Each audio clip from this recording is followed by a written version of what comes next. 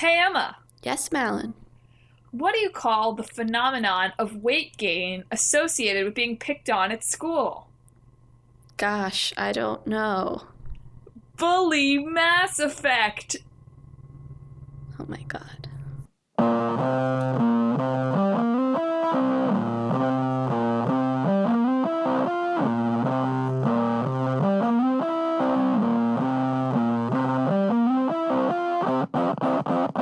Hello, and welcome to another episode of Talk This. It's dangerous to podcast alone.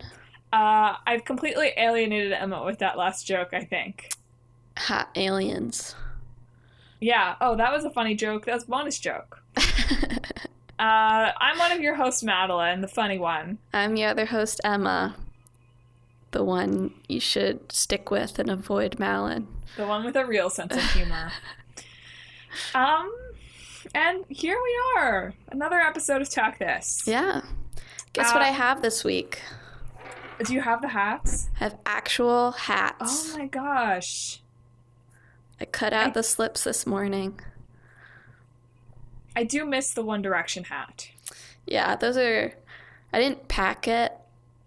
Plus, these are a little easier to pack in my bag than ones with caps. This is our second New York-Boston edition of Talk This. Yeah. Very exciting. So, it's not starting to get cold here, for those of you yet. I don't know if it's getting cold in Boston. It's pretty chilly. Apparently we might get some sort of weird hurricane. Oh, yeah. Like, Hurricane Jose is coming up the coast, spinning right? against each other or something. Hmm. Our mom was telling me about it. It's like, apparently there's two and they collide and then they start spinning around each other or something. It's got some sort of Japanese name. I figure because it happens over there more often on the Pacific. It doesn't happen on the Atlantic very often, but it might miss Boston, which I hope it does. Well, if it misses Boston, it'll probably hit me. So, fun times. Anyway, now that we've had our weather update, this week we're going to be talking about the games, as you might have guessed from my super funny opening joke, Bully and Mass Effect and Andromeda. Yeah.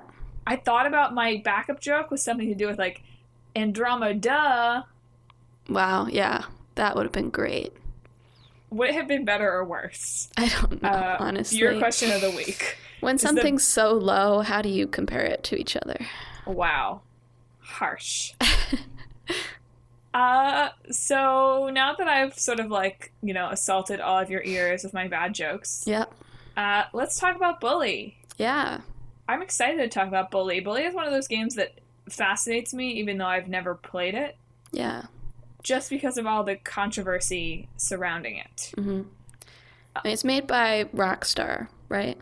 Yes. Yeah. It's made by Rockstar Games, most famous, of course, for the Grand Theft Auto series. Yeah. So it's kind of like younger Grand Theft Auto.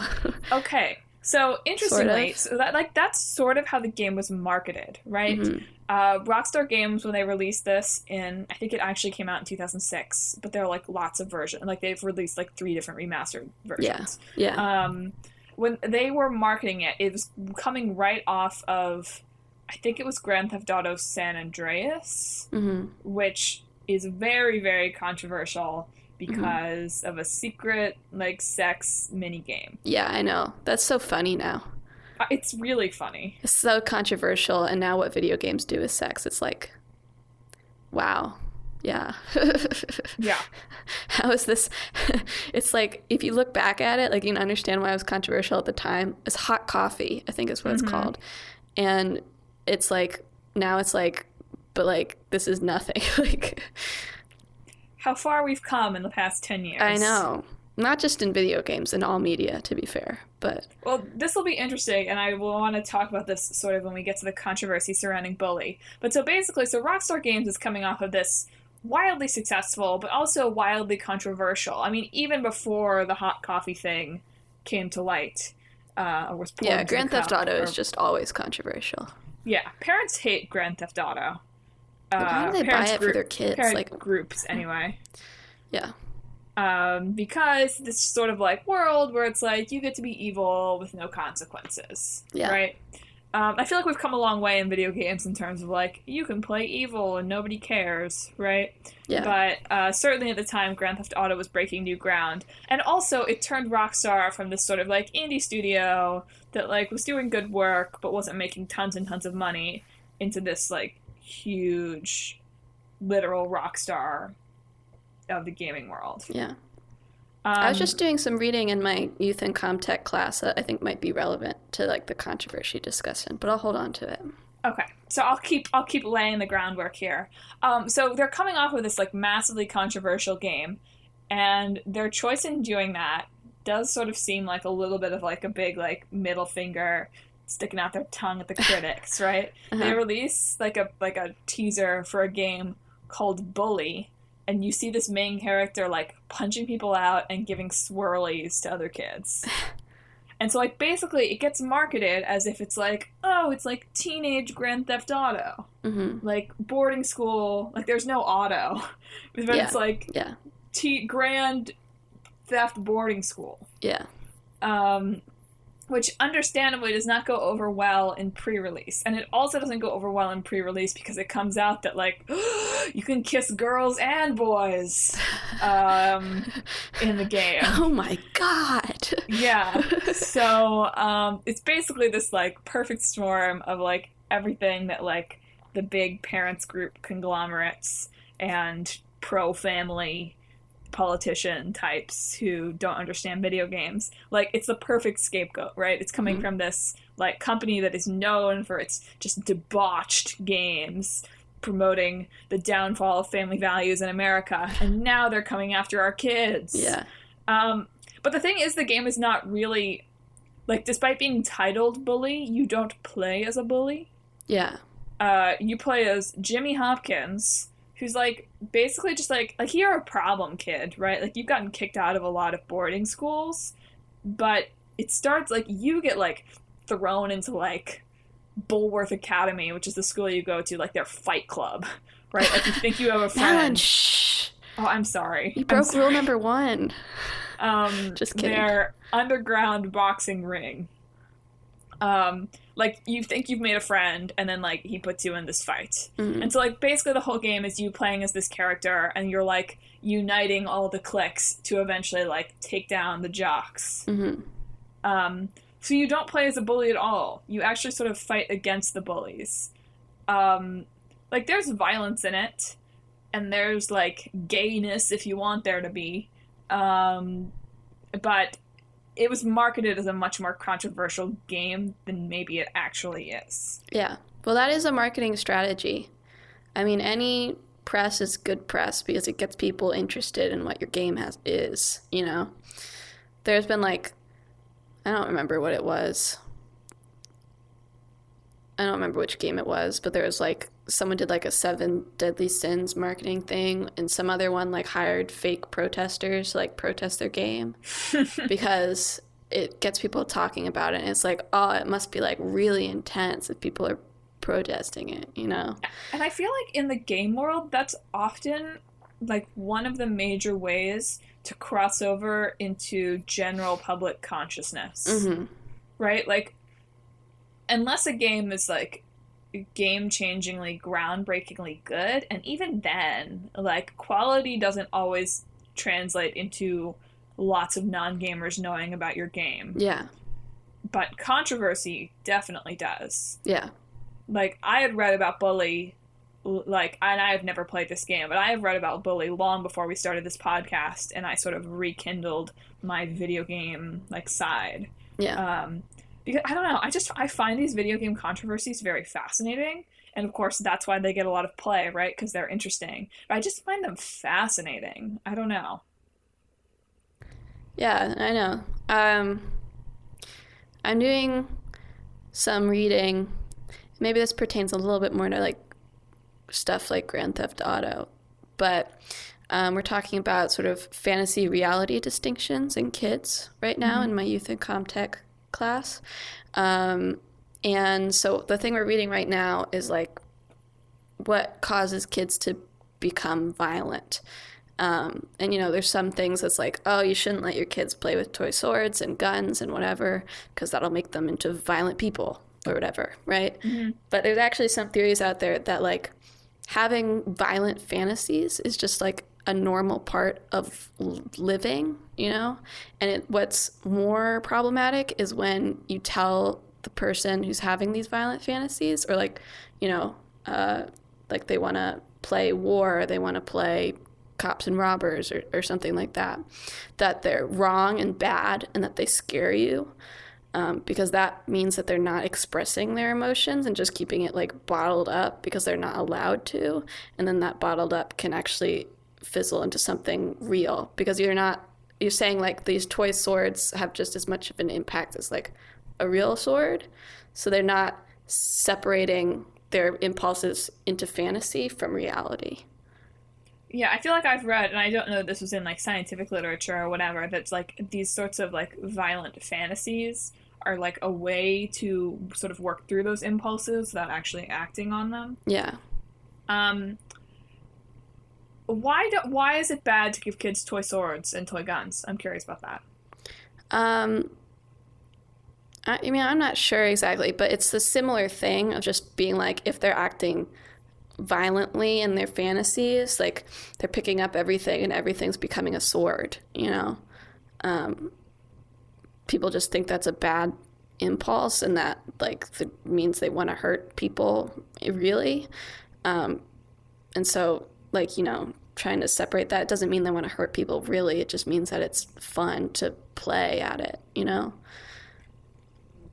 Okay, I was just curious because something that I saw that I didn't realize that Bully had been released on this particular system, and like I found it a little bit like, really? Like, I don't love this. Is that there's a Wii release of Bully?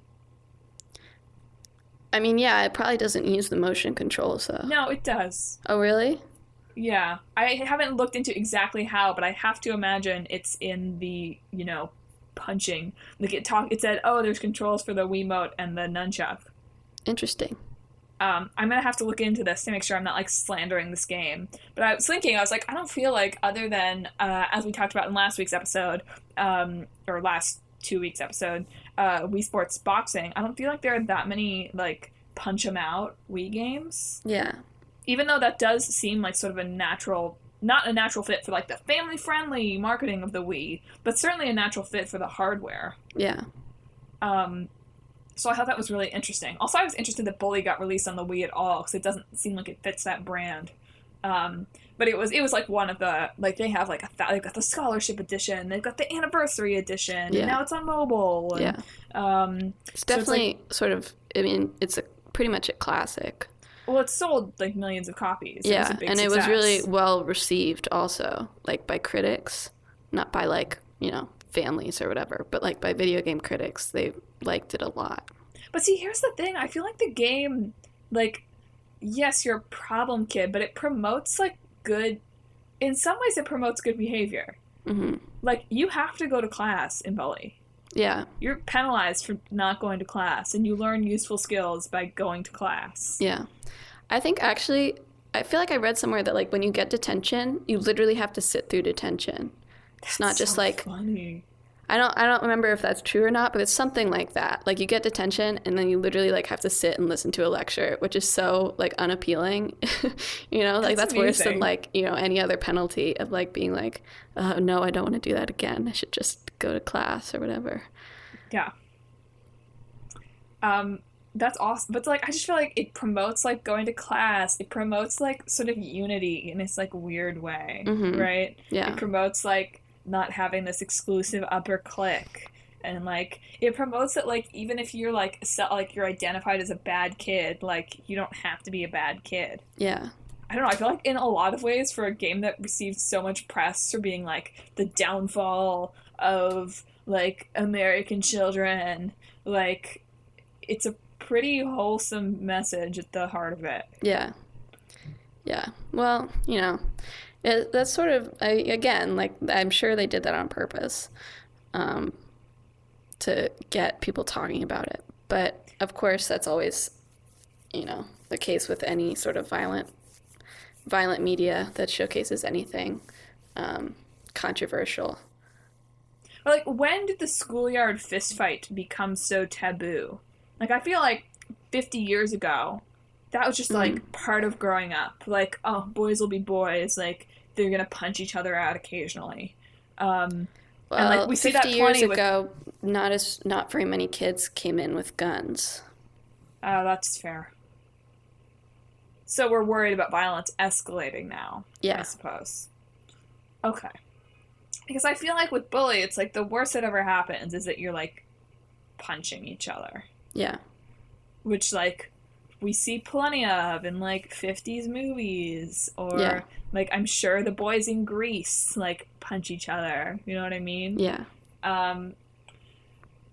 Like, I know, like, I guess we don't want to get into, like, West Side Story. Everybody dies in a knife fight. But, like, you know, I just think it's interesting how, like, even just, like, virtual fistfights in a school setting are now, like, alarm bells, like, this is ruining our children. Like, people literally called this game a Columbine simulator. I mean, before it came out. Yeah.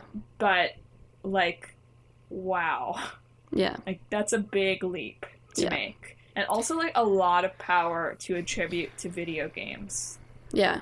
Yeah. I mean, politicians like to do that, sort of, as well. Like, and people who, you know, are on certain sides of certain issues like to put a lot of power into video games and other media by saying that's what causes people to be violent, and sort of ignore the more, you know, immediate issues than just like our media is violent, you know, in like issues like school shootings and shootings in general. Well, this is a question that I have.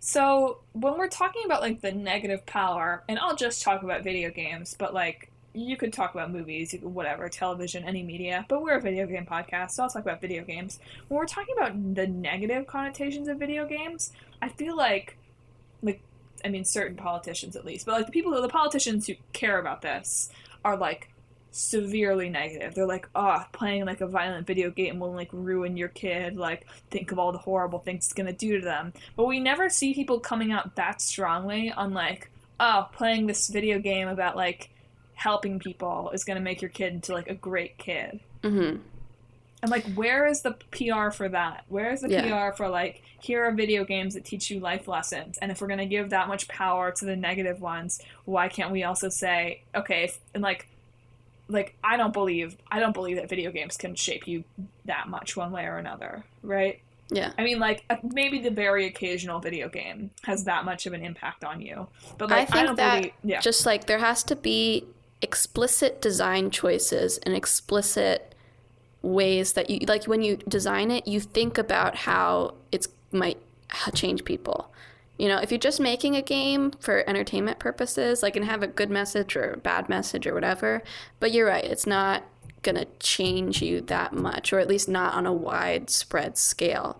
But the theory behind Game for Change is that you can, like, purposely design things to have an impact on people, you know? And that's sort of a theory, like, it's a theory that goes both ways also. Like, have you heard of, like, the Hungarian suicide song? No. There's a song called, I think it's Hungarian, I don't remember, but it's called Gloomy Sunday. And there's like sort of this folk myth that people listen to it, it caused them to kill themselves. Oof. Like, so like there's the idea that you can include like sort of implicit messages that sort of make their way into your brain. Like, and so that sort of changes things. Of course, that sounds a little bit like scheming and maniacal, but like, I think that you have to be explicitly designing something with the intent to change people to actually change people on like a wide level. Oh, Emma, you have to read my myth-making paper. This is exactly what I argue in that paper. But no, I just feel like I don't believe in the sort of like witch hunt, like magical power that politicians give to like violent video games. But if we're going to say that these violent video games have this magical power to turn people into, like, cold-blooded killers, we also then have to say, like, okay, like, what's, like, a positive... Like, if I play Kingdom Hearts, like, I do believe that my heart is light. Yeah. Spoiler. Hey, I mean, plus what the media you look at when you're kids is, of course, also formative, just as any other experience when you're a kid is. Mm-hmm. You know? Like, I feel like if you, like, Spirited Away, I, like, have, I don't know, like, that when her parents turn into pigs from, like, eating so much, I don't know, maybe that's why I don't eat so much, you know? It kind of creeps me out. Yeah. Still creeps me out. That's the creepiest part of that movie. It's pretty horrible. So, because I watched that way too young. I watched that movie way too young. So, like, those sort of things can be sort of more formative, I think, when you're younger also. Mm-hmm. Like, things that don't intend to change you. Like, if you find something unsettling or, like, moving, that sort of forms you as a person. And I do have to give a shout out to my, like, adoptive state of Florida for being, like, leading the charge about trying to ban Bully. There's, like, literally a lawsuit about it. And, like, basically Rockstar was like, look, like, you guys can play the game. Like, the judge and the prosecutor, like, go to the judge's office and, like, play the game. Yeah. Right? And so then the judge ruled that, like, there's no content in the game that's not already on late night TV. Yeah. Which is an interesting sort of metric, I think. Mm-hmm. And does go a long way to explain sort of, you know, how video games have continued to push the envelope over the years. If we're setting our standard at, like, what's on late night TV, well, Game of Thrones sort of sets the bar. Yeah. Yeah. I do think sort of, like, with that idea that our consciousness has changed, that, I don't know, like, so many games are rated M now. Well, like, to be a serious game, I feel like you have to be rated M. I know, but that's a little bit weird, I guess. I don't know.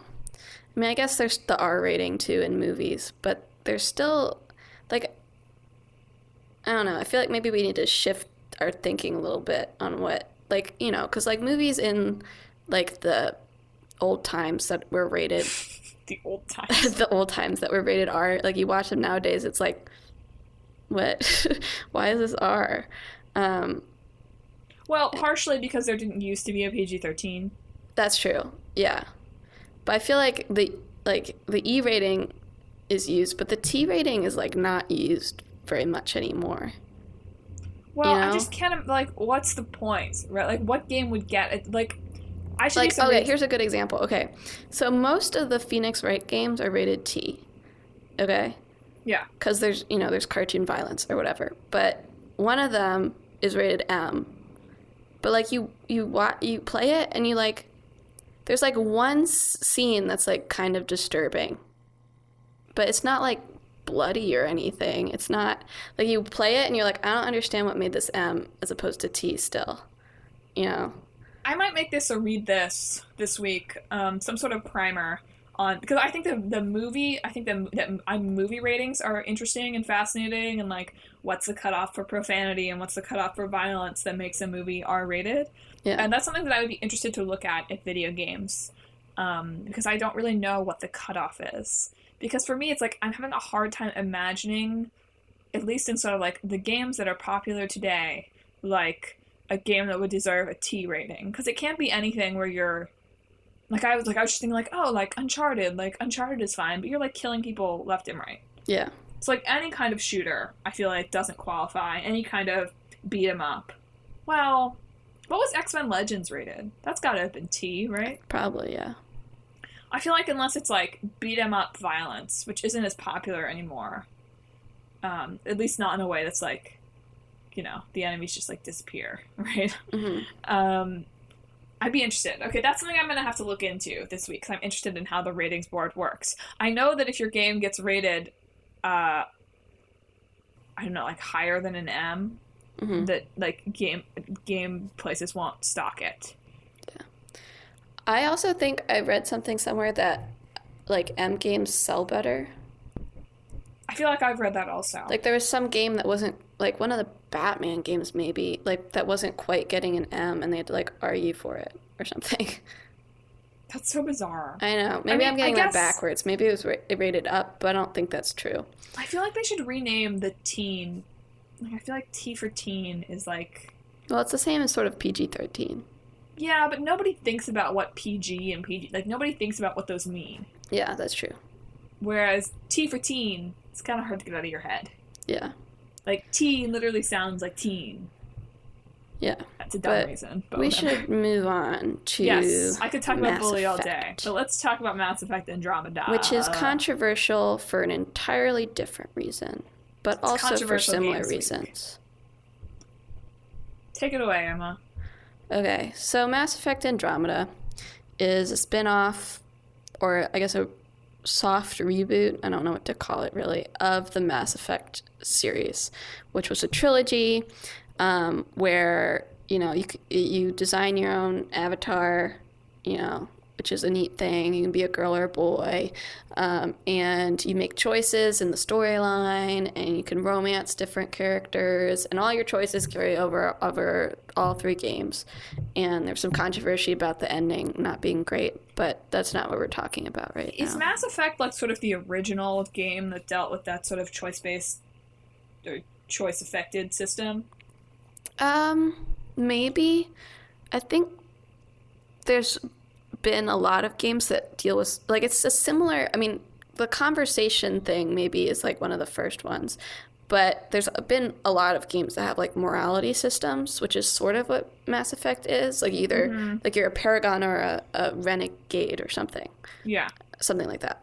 But there's been like morality systems in like BioShock, and I don't really know when Infamous came out in comparison to that, but, you know, whatever. Like it's that. Definitely among the first to be a game where you have multiple paths. Yeah.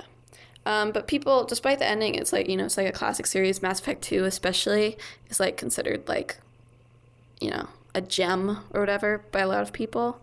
But Mass Effect Andromeda released with a lot of issues. Most of which probably it was made by a different section of the studio first. So it was made by a different team. And also, I think it's BioWare. BioWare is the name of the company. They have their own Frostbite engine now, and the other ones were made with like Unreal or Unity, one of the normal ones. So when you're doing that, you can't carry over assets from one engine to another. So they had to recode everything. So like the main issue, besides all the glitches, which we'll go into later, and I highly recommend watching glitch videos because some of them are hilarious. They're just so ridiculous. Like, you can't believe that a game that released in 2017 has some of these issues. It's insane. We'll post some this week. Yeah. But the conversation, so like the way they code their conversations, like, they don't do, like, unique animations for every time a person talks because there's so much of it, right? So what they have instead is, like, different moves that they can be like, okay, when she says this, she'll do this first, and then this, and this. And that's how it worked with Mass Effect. So you do, like, shrug 2, and, like, reaching out hand 5, and that sort of thing. And you program these, and you can insert them into all the characters whenever that happens. It's the same thing with sort of like facial expressions. But they had to make their own, right? And I guess like since they couldn't carry over things like that, it just like didn't work. Like there's some sort of glitch somewhere or something. Because like just like their faces just like twitch without any sort of thing, and they're all like really incredibly stiff, and sometimes their eyes just like roll around and like roll in the back of their head and stuff. I wish I could see the visual or of them like doing just this now. like their faces like don't move at all, and their eyes are like terrifying glass staring into your soul eyes. And it's just like sort of like it's really weird, like, because when you compare the conversations from the original Mass Effect, which was released like, I don't know, 10-ish years ago, to like the Mass Effect Andromeda ones, the original Mass Effect ones look like 10 times better. Oof. You know? Like, obviously, it's never going to be as good as, like, when you hand design each scene. So, like, the Kingdom Hearts series, for instance, they have some of them, like, in, like, certain scenes, but a lot of them are sort of, like, uniquely done for that particular scene. They'll have unique movements instead of having, like, conversation markers. But like you look at something like the Witcher 3 also uses these like conversation trees, but it looks almost like they did it uniquely for each scene. Like they did it so well. So it can be done well. It just like something went wrong in the process. Why do you let a game get released like that? Pressure from the studio, like pressure from fans, like of but like who watches that and is like, gonna... this is ready? Yeah. I mean, it has other issues too, like a lot, like it's sort of, I don't know if it's smaller, but they're like sort of like just shoving representation in there without thinking about what representation means. Oof. So like there was a big controversy of there's like a side character, like literally just like someone you talk to like once or twice, and she's, you know, trans apparently, but like in the first 3 sentences she tells you like her old name. Oof. And the trans community was like, no, I don't, like, nobody knows nobody, like, I don't tell anybody my old name, like, you know. You're really not like in like allyship with trans, like rule number, like maybe not rule number 1, but like rule number 3 is like, don't use someone's old name. I know. And it's like, clearly they just wanted to like throw a trans person in there, but didn't actually think about like what a trans person means. Yikes. You know, which is an interesting thing for representation of like, yeah, you can just like throw in some lesbians or whatever, but like, why are they lesbian? You know, like what in their, not like why are they lesbian? You know what I mean? Like their character, it's part of their character. They're not just a lesbian because you want a lesbian in there. Their character has to make sense that they're a lesbian. Well, I do understand. I'm phrasing this badly, but like I'm thinking like when you conceptualize a character, you know, like it has to be them. Do you know what I mean? I sort of do. I mean, I think sort of what you're saying and like what I would say is that like I think it's important that we get to the point where it's like, oh, a character can be a lesbian or trans or biracial or any of these things eventually, and we don't even have to think about it, right? It's just like a side part of their character, and yeah, like your main character can be gay or can be non-binary or whatever, and like it was just like, oh sure, like that's what we're gonna do, like they just happen to be, but not in like a like we're throwing this, if that's the case, like it's subtextual, right? Like if it's just like a we don't really care about this, but we're I don't know, if it's like we're throwing it in your face that we're using it as diversity, you're doing it wrong. Yeah. I mean, I think that, like, Mass Effect has always had, I think they've always had, but they've had a lot more in Mass Effect Andromeda.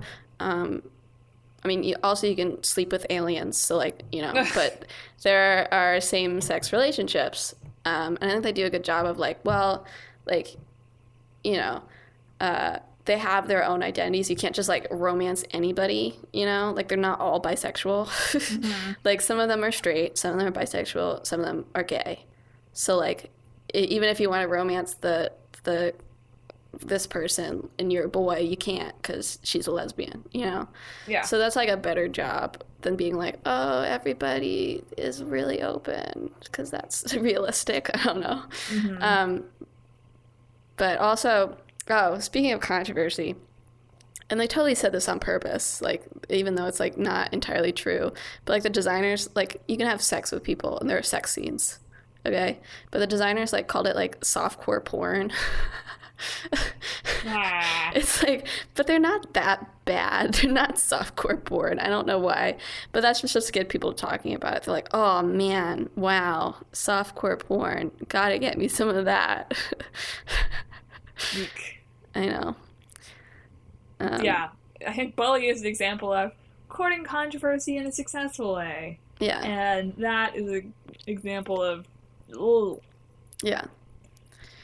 But it's just another, and like it's definitely a more extreme version of this trend of like games releasing on their schedule and then rolling out like a ton of patches and updates afterwards to fix things. Right? And I think that's fine in like moderation, you know? I think it's fine in terms of, like, we missed this in playtesting, or Yeah.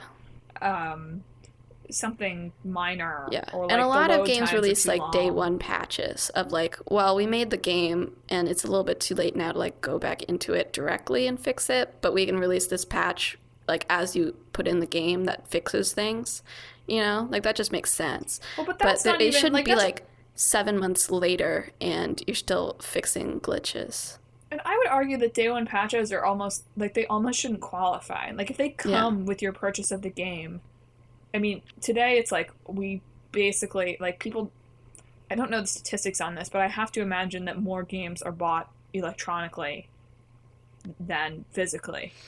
Maybe that's not true for the big releases, but for most games. Yeah. So, like, that day one patch is like, well, I don't care. It gets downloaded with the rest of the stuff I'm downloading. Yeah. Yeah. I was gonna say something else. I can't remember. Well, I have a question. Well, you I just think oh, it's funny. There were a lot of big releases in April, and this was one of them. And if you like look at the price points of the games that released in April, like this one is down to like $30, and stuff like Persona 5 and Nier Automata are still at full price, which shows like, so like, please buy this. It's cheaper now. You know, like shows they have like, a 10-hour free demo on their website that I might give a spin. mm-hmm. I did have a question. Well, a comment for further comment. So, I feel like in other forms of media, with the possible exception of theater, Mm-hmm. but like in movies, in books, in television, we don't ever see something that's like, we see things released that are bad, Mm-hmm. but we don't ever see things released that are like, this is clearly broken, unfinished, whatever. Yeah. And as I learned this week on Read This, like, big name studios spend as much money on a video game as big name movie studios do on a movie. Yeah. I'll say, to be fair, I think that honestly, a big name game is more work than a big name movie. I absolutely agree. Because, and also, like, you know, you film and you add effects, and that's things like, if something looks bad, you can kind of clearly identify what the issue is. You know, like the camera angle's bad, the lighting's bad, the filter I applied is bad, you know, and then you can fix it. But with code, it's a little bit more like, I don't know where the heck this is going wrong. Like, somewhere in here is a mistake, but, like, I've got, like, a million lines of code here, and it's impossible to, like, go through all of them and be like, oh, you know? It's like, what, like, Mass Effect, like, something, like, at some point down the line, they were like, oh, crap, you know? But there's, like, no turning back now. We just have to, like, frantically try to polish this as much as we can and release it. But how does that happen? Like, aren't they testing their, like, how often, isn't your code getting tested every day? Sort of, but I think, like, you know, there's different teams, right? So and people code different things, and so, like, then when you start working it, like, it doesn't, like, come together right?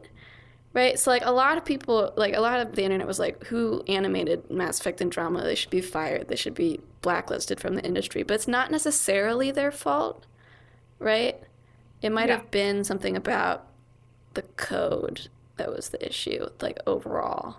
Yeah, the animation code just didn't play nice with something else. Yeah. And the updates they've released have, like, the facial animations especially look a lot better than they originally did. Like, if you look at a side-by-side comparison, like, their eyes actually move, for instance. Like, normally, like, they have eyelids and stuff.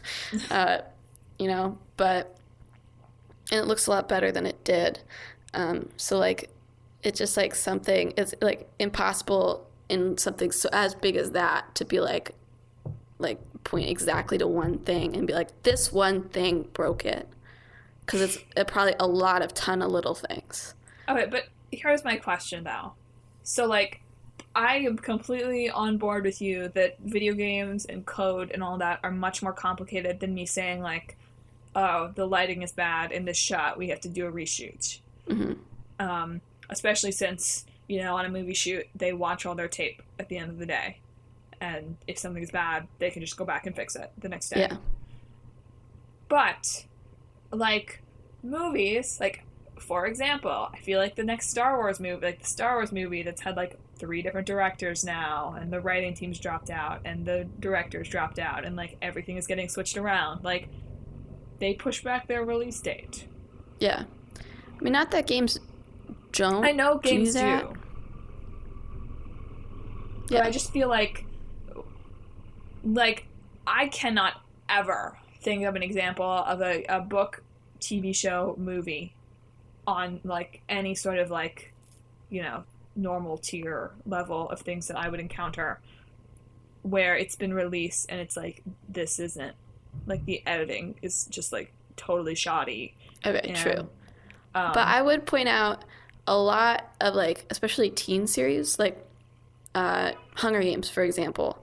Like, those authors are extremely pressured to get their book out at a particular date. So, like, even if it's not broken or badly edited, like, if you read Mockingjay, like, you can't be entirely happy with where the story goes, and you can't feel like the author is entirely happy with it either. But at some point, they're like, nope, this is the date, you got to do it by then, and, like, whatever you've got by then, that's what's published, right? Yeah. So, like, there are similar issues in other forms of media. I guess so. But I would say, like, the money that's being thrown around in the book world is small. Like, okay, fine. Like, I can compare that to, like, a small studio, right? Or, like, not even a small studio, because it still costs, like, millions of dollars for, like, an indie studio might spend $1 million on a game. And that's more money that's ever going to be spent on a book. But, like, fine. I'll put those on the same level. But, like, if we're talking, like, this game, this is a AAA game, right? Yeah. So, like, this, I mean, maybe they didn't spend hundreds of millions, but we're certainly talking tens of millions. Like, we're talking, like, standard rom-com kind of money. If we don't have anyone who's, like, too big in it. Yeah. I don't know. I'm fascinated. I just, like, who pushes the button and says, like, this is good enough? Because they must have lost so much money on this game being, like, crap. I don't actually know. They probably didn't do well. I have no idea if they lost a ton of money or not. Well, of course, it's a game of speculation, right? Of, like, how well would it have done if, like, these people's faces had worked and the game had worked. But, it's also a combination that was up against a ton of stuff.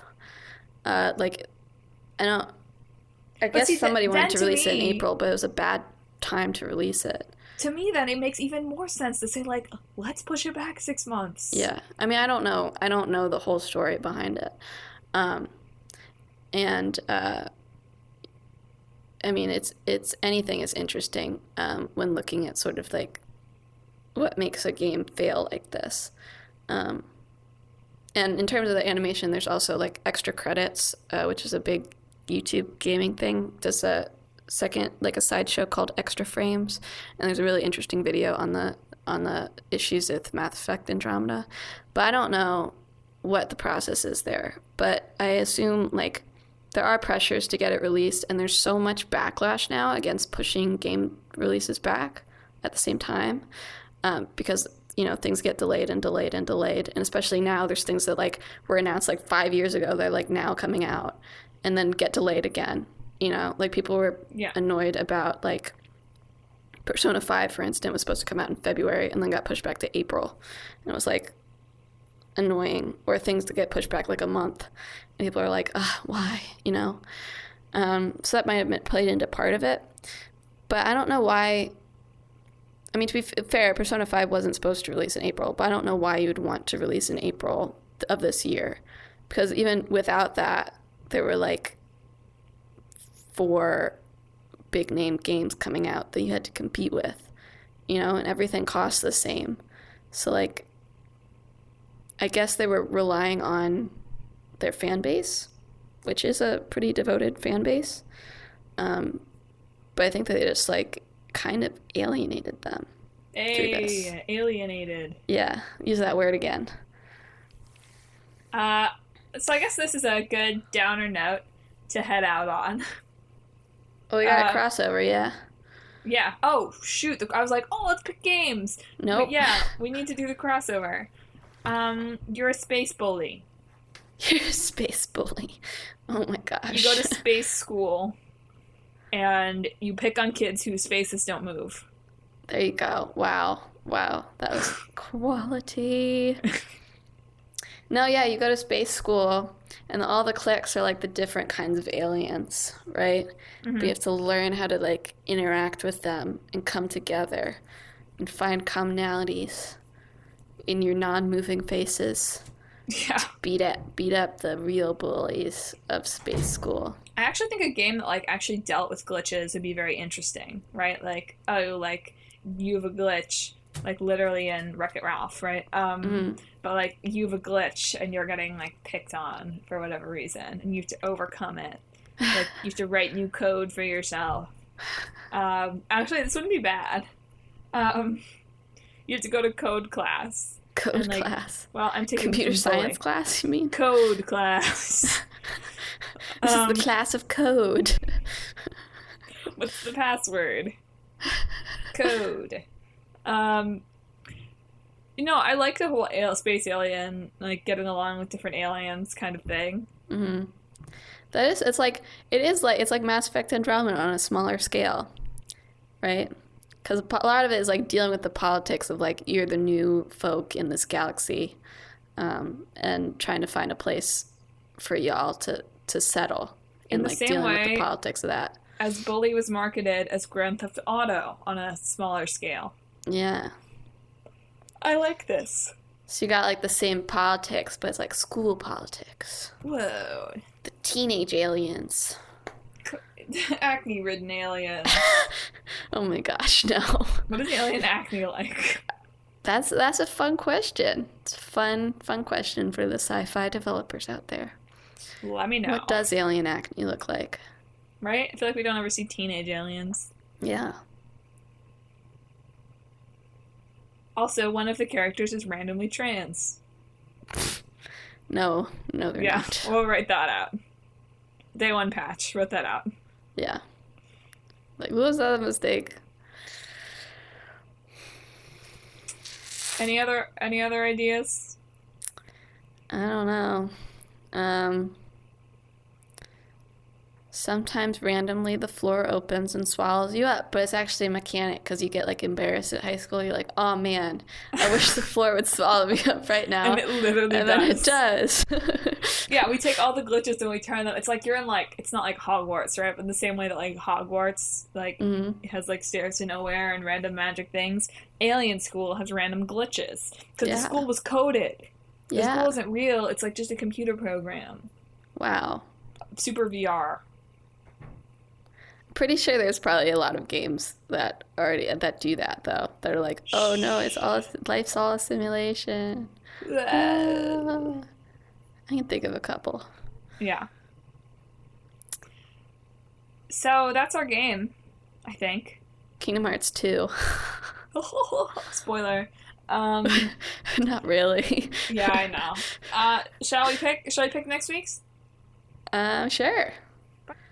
We've also posted some really great content this week on our Facebook, Talk This Podcast. Oh, yeah. And so much great content. And on Instagram at Talk This Podcast. And I should have at least another one of my Dad of Light blogs up this week already. Maybe two. Gosh, man, when are you can release those Dad of Light blogs? I've been having to like take the screenshots myself. Which basically means having to rewatch the episodes. Yeah. I do that for my Danganronpa blog post. We've been ramping up the blog posts, even though we are now hopelessly behind on our show notes. Oh my god. Like, I totally forgot about check out all of our social media, except for the show notes page. Oh my god. The show notes page is stuck in, like, February. Oh. Oh, man. Okay. All right. Emma's going to have to pick both the games because she has the hats. Well, you can tell me when. This is the old game. Go. Ooh, Katamari Damacy. Yes! Can you read it if it's like this? Yeah, it's backwards, but I can read it. Yes! No, now it's forwards, right? No, it's mirrored. but I can read it. Yeah, I don't know, buddy.